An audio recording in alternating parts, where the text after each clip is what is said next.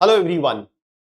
Now, with the season of examinations beginning soon in another 2 months, we want to put focus on different examinations.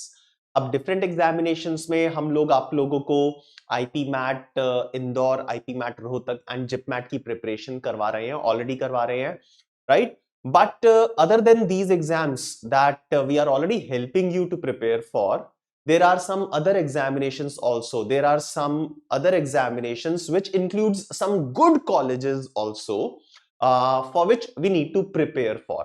काफी students को इन exams के बारे में already knowledge है, but there are some students who lack information about these exams. Also जब भी हम आईपी मैट जिप मैट के लिए प्रिपेयर कर रहे हैं, तो आईपी मैट जिप मैट का डेफिनेटली एक प्रिस्क्राइब्ड सिलेबस है, एंड जो सिलेबस है that is common for almost all the exams. तो अगर हम LRDI सेक्शन की बात करते हैं, logical reasoning and data interpretation, so most of the topics जो भी हमने LRDI में स्टडी किए हैं, these are common in different examinations, but इनके अलावा कुछ डिफरेंट चीजें भी हैं जिसके लिए हमें प्रिपेयर करना पड़ेगा. There are some uncommon topics, there are some uncommon questions, there are some different types of question that comes in different exams. One such exam is NPAT, right? NPAT सबको पता होगा किस लिए है. नारसी मुंजी एक बहुत ही फेमस कॉलेज है, and they offer graduation programmes, BBA programmes as well. तो उसके एंट्रेंस के लिए एग्जाम होता है NPAT.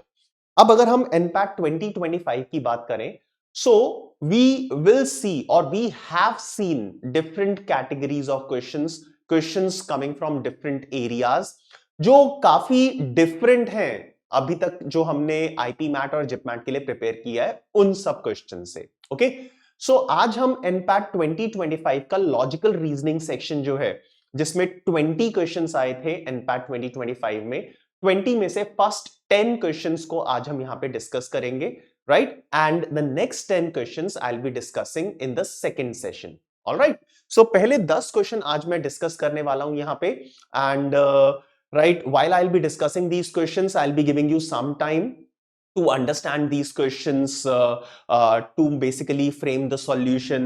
Table बनाने के लिए मैं थोड़ा सा टाइम दूंगा आपको, right? And in that amount of time you can spend time and try to solve the question, try to tabulate, try to find out the solution of the question, and then we'll have a proper discussion of each of these 10 questions. ठीक है, तो जल्दी से start करते हैं without wasting any time. सो आज हम NPAT 2025 का क्वेश्चन पेपर डिस्कस करने वाले हैं, and in this we will be discussing first 10 questions. Alright, so will be discussing first 10 questions of LR section, logical reasoning section, right? So question number 1 on your screen. Now this is the set of directions that is given to you to solve first 4 questions. So yes, 20 questions हैं total, but यहां पे ये distribution based puzzle आपसे पूछी गई है, and 4 questions हैं इससे related. So have a look at this. I read the instructions for you, and फिर हम देखते हैं इसको डेटा को टैबुलेट कैसे करेंगे, एंड जो 4 क्वेश्चंस हैं उनके आंसर्स निकालेंगे हम. Okay, so just read it out. There are 4 questions based on the information below, one of which is asked alongside. ठीक है, यहां पे भी क्वेश्चन आपके सामने नहीं दिख रहा है. अब यहां से क्वेश्चन स्टार्ट होता है फ्रॉम दिस स्टेटमेंट, मंजीत. तो Manjeet, Rahim, Ram, Divya and four friends who live in a village. Okay, so the question starts from here.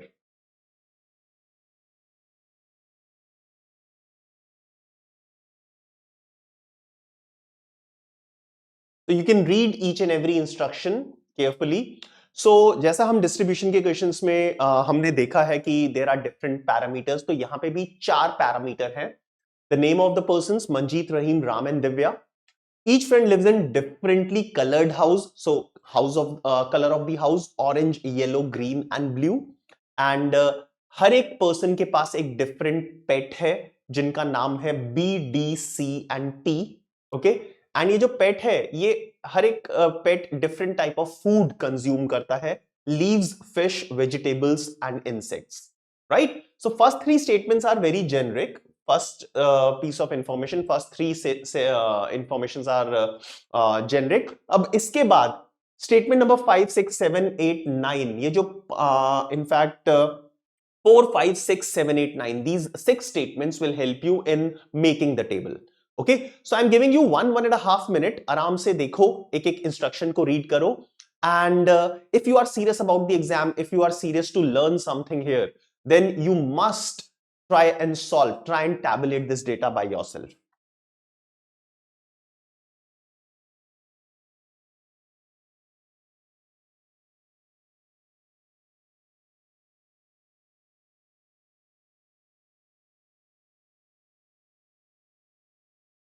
So Manjeet does not live in the blue house. T eats leaves but does not live with Rahim or Divya. D does not eat insects. Ram lives in an orange house but does not own C or T. The pet that feeds on insects does not live in green or blue. And the final statement, Rahim does not feed vegetables or insects to his pet, which is neither D nor C.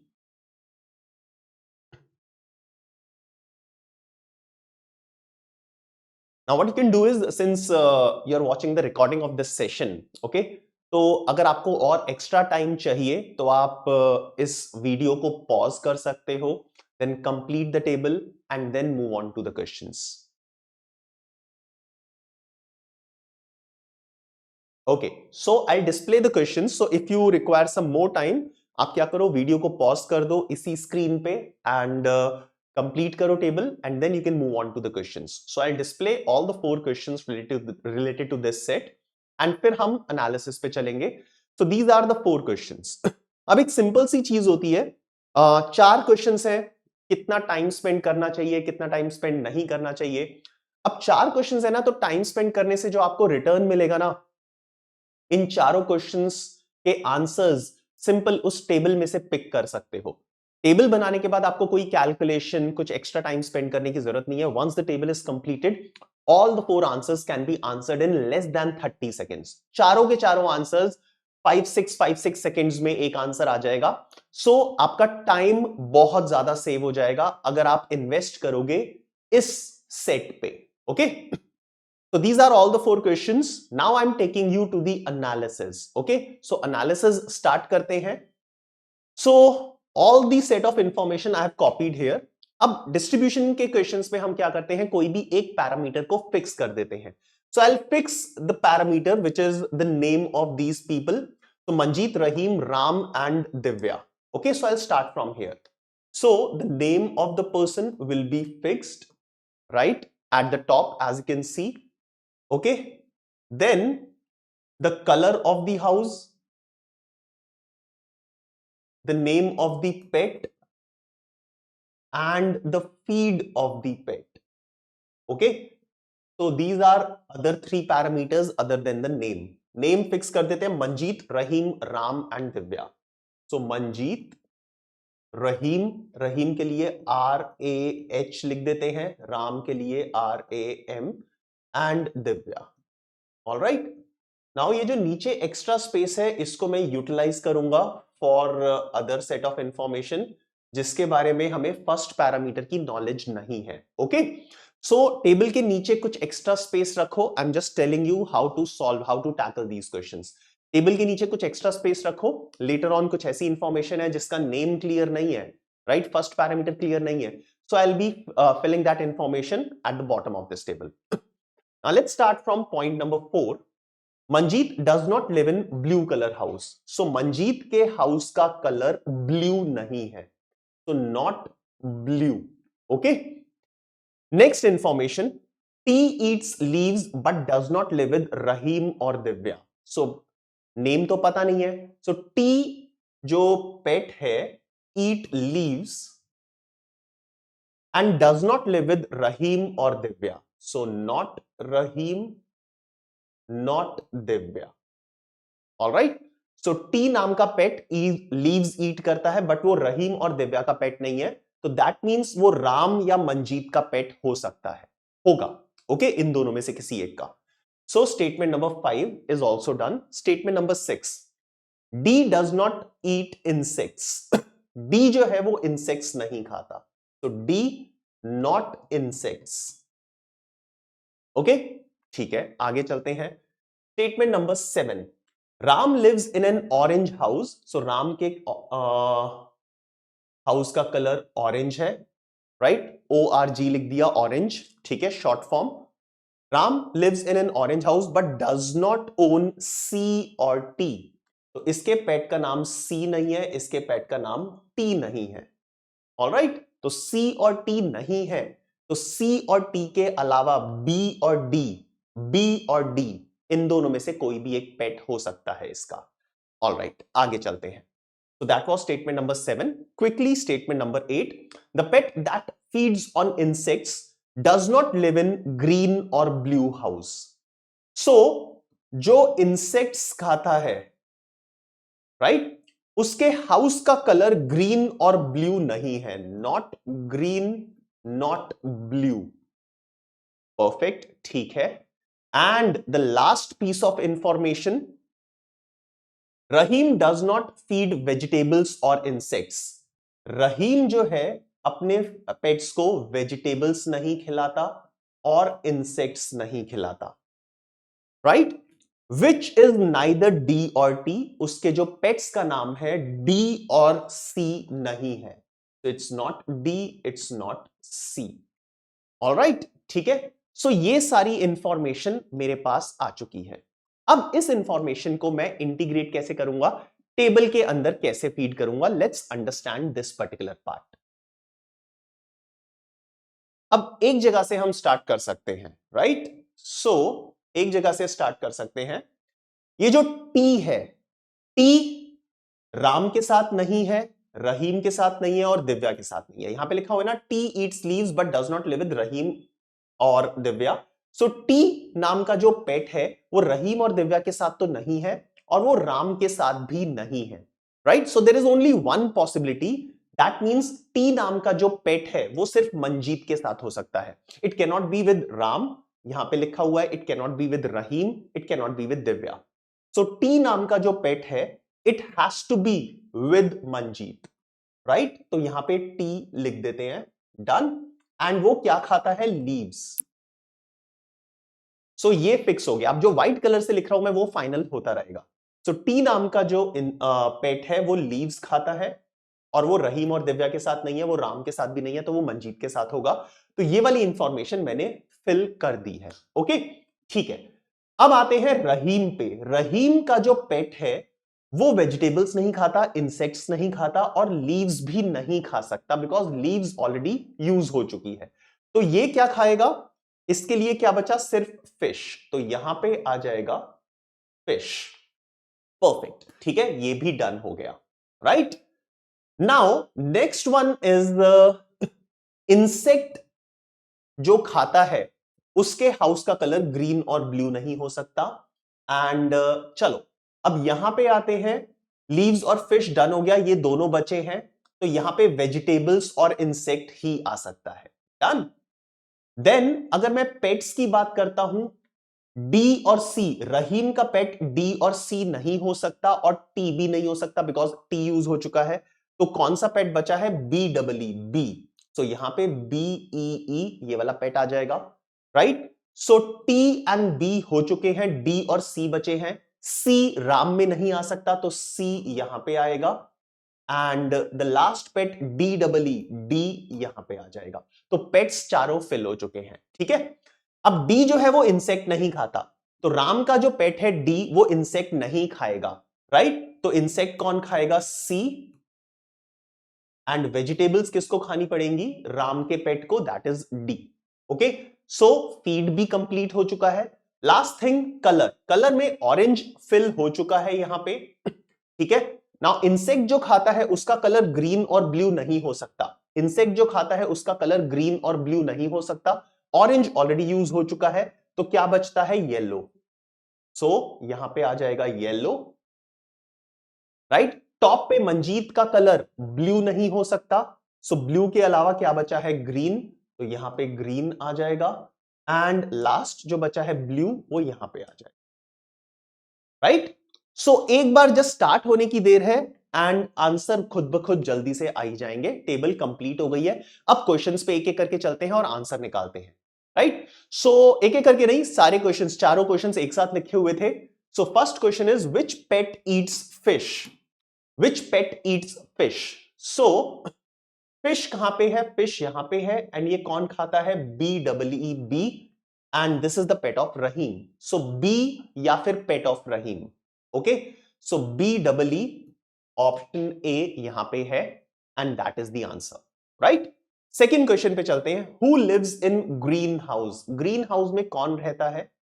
तो green house यहां पे है, यहां पे रहता है मंजीत अपने pet T double E, T के साथ।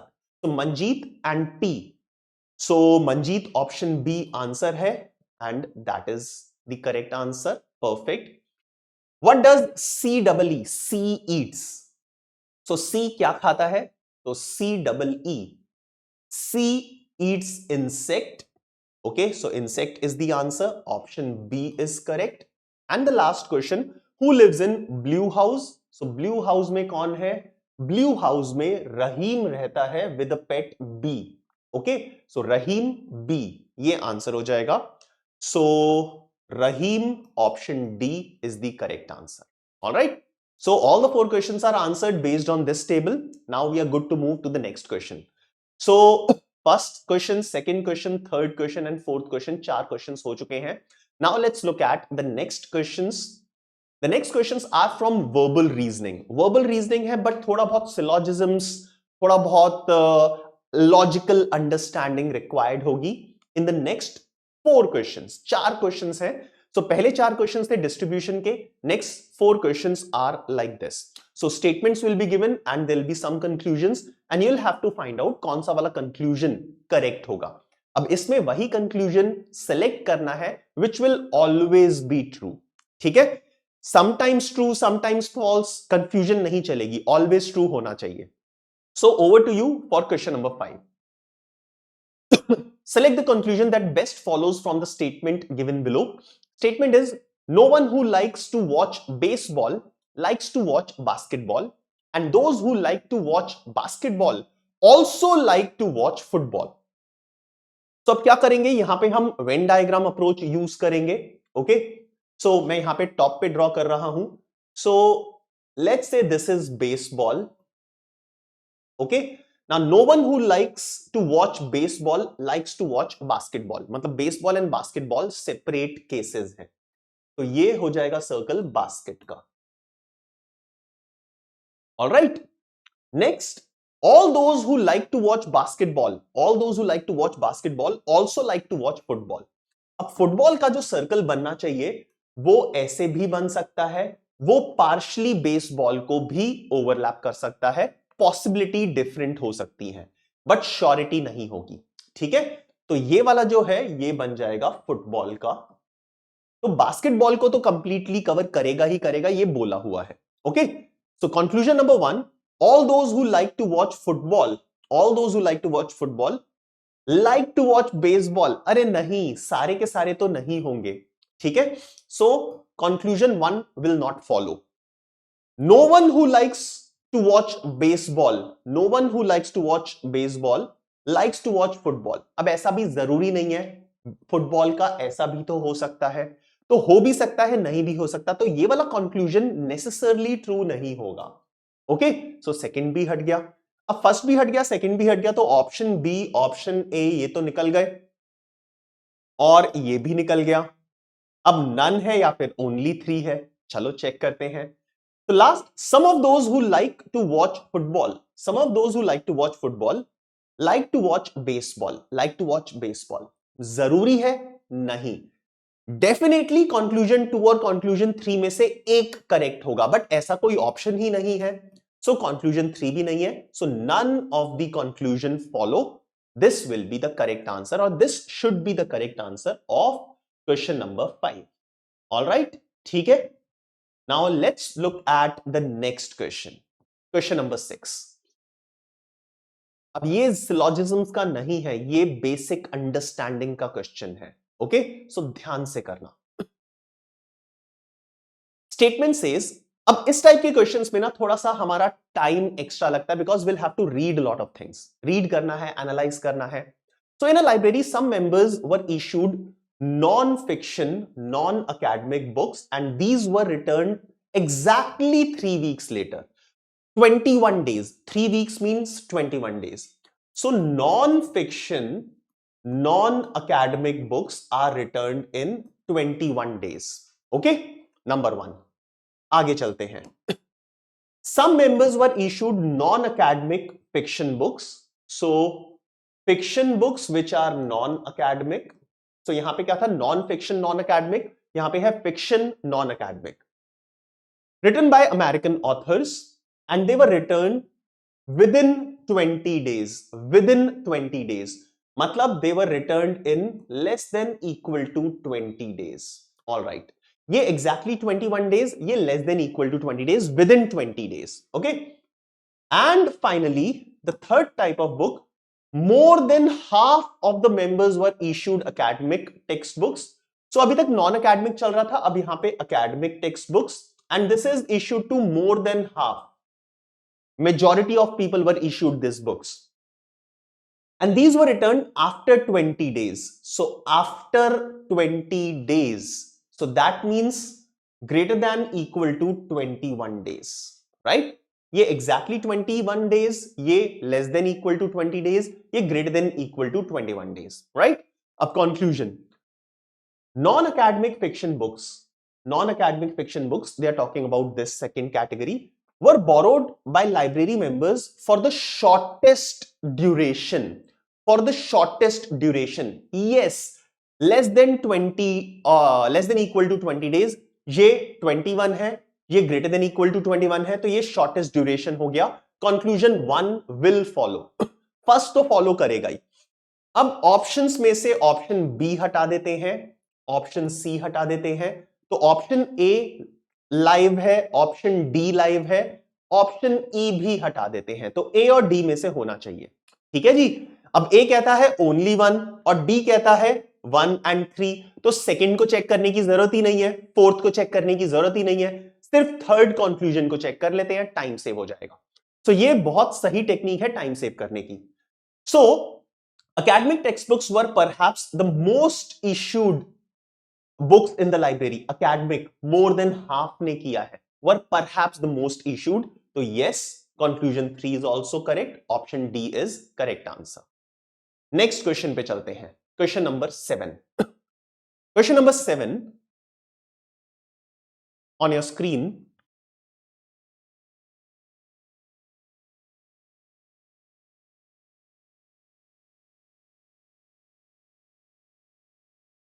Select the conclusion that best follows from the given statement. Same type. In a university, some students can speak English and German but not French. So read the 4 statements.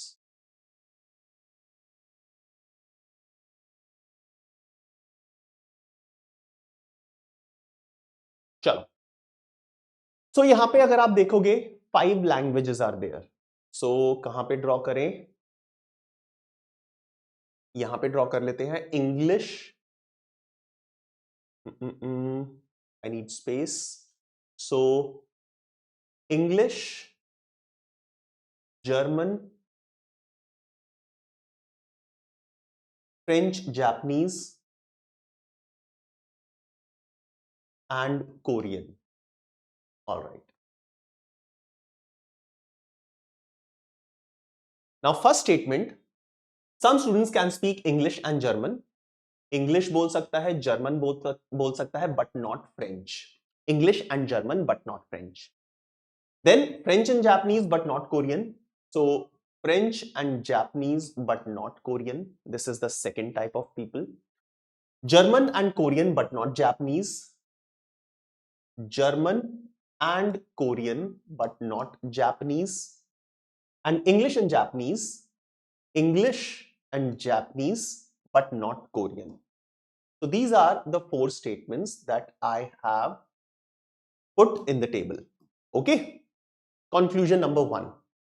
All students who speak Japanese can speak English. मतलब जो Japanese बोलेगा वो English बोल सकता है.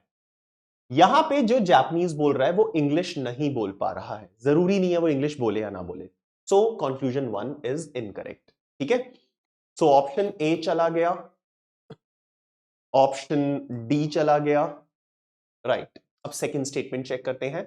Among the students who speak German, जो German बोलते हैं, that means this and this. Okay, so मैंने सर्कल कर दिया है। Some can speak English, some can speak English, yes, and some can speak Korean, yes, absolutely. जो German बोल रहा है उनमें से कुछ इंग्लिश बोल रहे हैं और कुछ कोरियन बोल रहे हैं, absolutely correct, second conclusion. So option B बचा है, ऑप्शन सी खत्म हो गया, ऑप्शन ई भी बचा है, अब थर्ड चेक करना पड़ेगा। बैड लक, ठीक है, कुछ नहीं होता, थर्ड चेक कर लेते हैं, आसान सा क्वेश्चन लग रहा है। ठीक है, तो सेकंड तो करेक्ट है ही, अब थर्ड चेक कर लेते हैं। All right, students who speak French, students who speak French can speak German as well, no not necessary, नहीं। ठीक है, so conclusion 3 incorrect, option B is the correct answer. Okay, simple, आगे चलते हैं। Question number 8,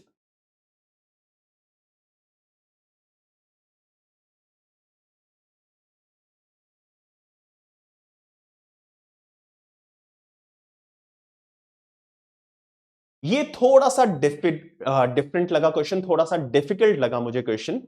okay, तो आराम से read करो, मैंगोज के बारे में है।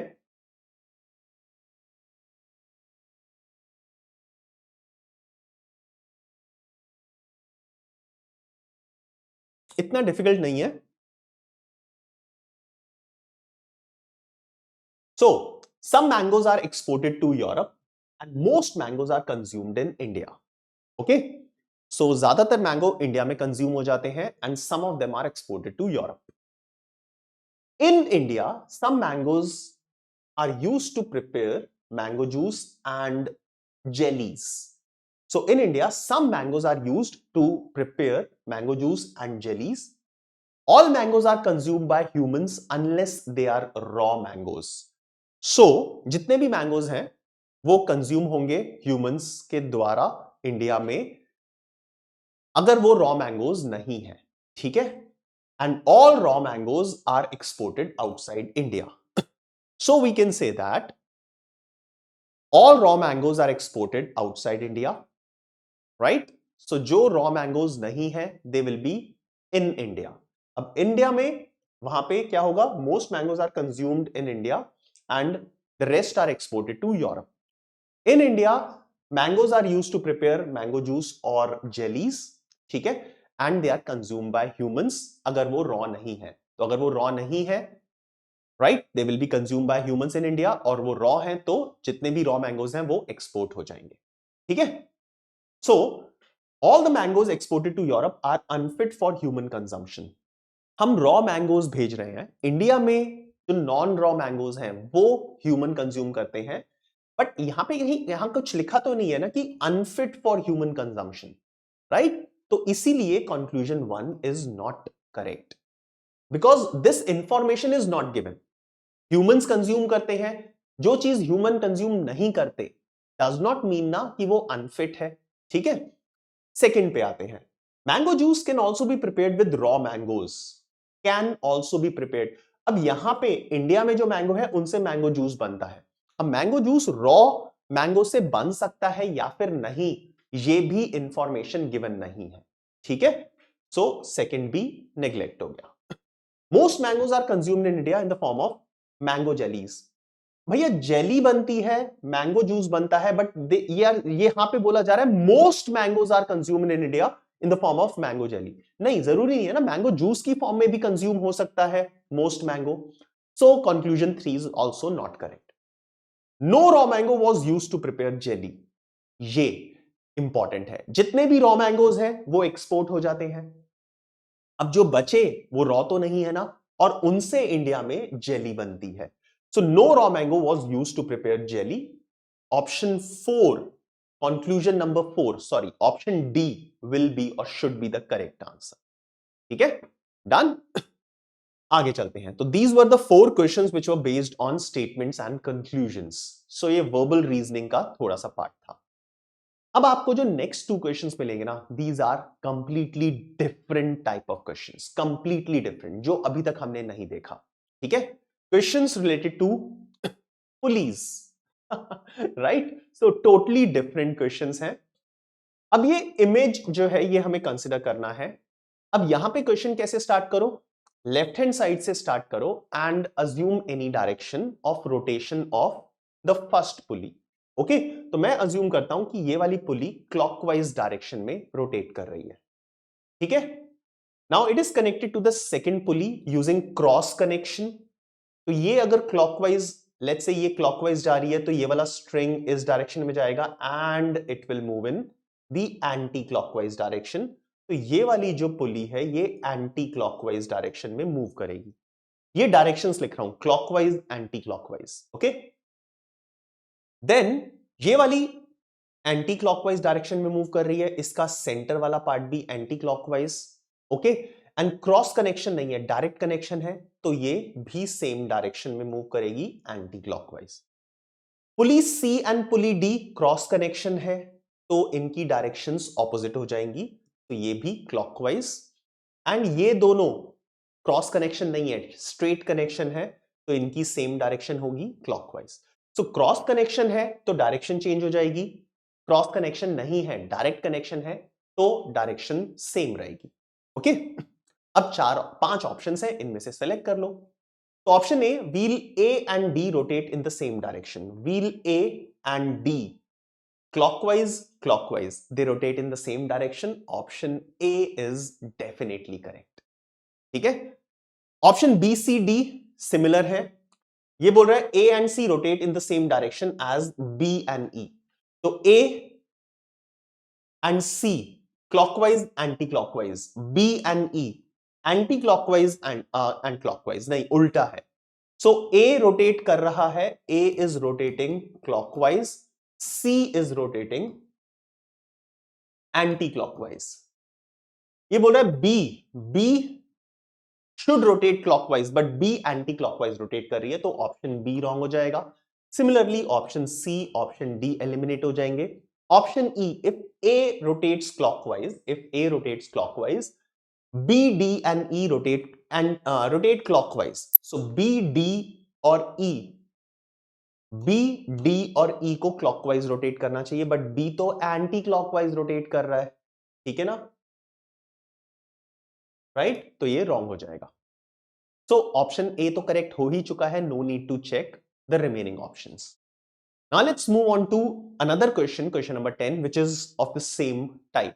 तो मैं आपको 1 मिनट दूंगा खुद से सॉल्व करने के लिए। Try to solve using the same logic and let's finish this lecture. Question number 10, based on the given image which of the following options must be correct, must be true? Take a minute.